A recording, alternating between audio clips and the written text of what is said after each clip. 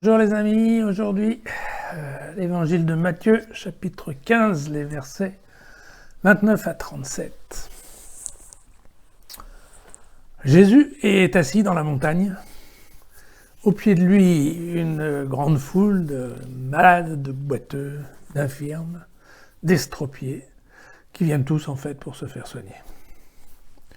Et on a droit à une organisation presque industrielle avec, en effet, l'Évangile nous donne l'image d'une quantité vraiment importante de personnes qui passent au fur et à mesure et Jésus les soigne.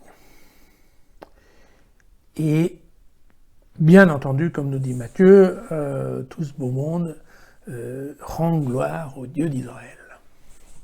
Bien sûr. Alors, à la vue de tout ça, Jésus appelle ses disciples et leur dit « Écoutez-moi bien, nous avons ici des centaines de personnes qui sont là depuis 3 jours avec moi, mais ils n'ont rien mangé.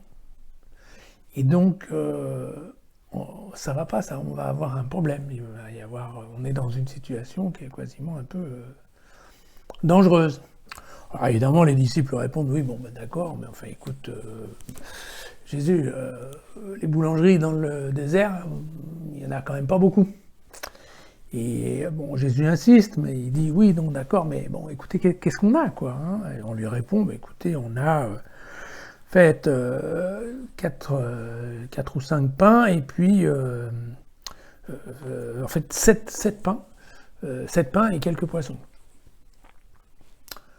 Et là, eh bien, voilà, vous y attendez, quoi. Hein, miracle. Jésus fait asseoir tout le monde, récite le Bénédicité, rend grâce, comme on dit, commence à couper le pain et il distribue à manger. Donc, il donne aux disciples et les disciples donnent à la foule. Et ça ne s'arrête jamais, bien entendu. Tout le monde a de quoi manger et à la fin, on ramasse ce qu'il y a en trop et l'Évangile nous dit, il reste encore 7 corbeilles pleines. Et bien voilà, donc c'est... alors en fait, c'est la deuxième multiplication des pains chez Matthieu. Il y en a eu une première un peu plus tôt, un peu différente, parce que bon, dans la première, il n'y a que des Juifs, c'est vraiment fait au milieu des Hébreux, et donc il reste 12 corbeilles. Mais c'est globalement exactement la même chose, donc le message il est très clairement à l'attention des Juifs, qui est de dire écoutez, ce qui a marché avec vous marche aussi avec les païens. Alors, bien entendu, c'est un texte d'évangile, donc bon, il y a plein de sous-entendus, il y a plein de symboles dans les mots. On va pas insister là-dessus, mais bon, le Bénédicité, la façon de rompre le pain, c'était une tradition juive. Au début du repas, le maître de famille rompt un morceau de pain. L'organisation aussi, où les gens, on leur demande de s'asseoir, de se ranger. Donc, et puis, bien entendu, il y a l'histoire du nombre de corbeilles, parce que voilà, quand c'était la première multiplication avec les Juifs, eh bien, il restait 12 corbeilles, comme les 12 tribus d'Israël. Et puis comme là, c'est déjà avec un mélange de Juifs et de païens qui sont devenus chrétiens, eh bien, il n'y en a plus que 7. Alors on dit que normalement, ce sont les 7 sages qui géraient la première église chrétienne à Jérusalem. Bref.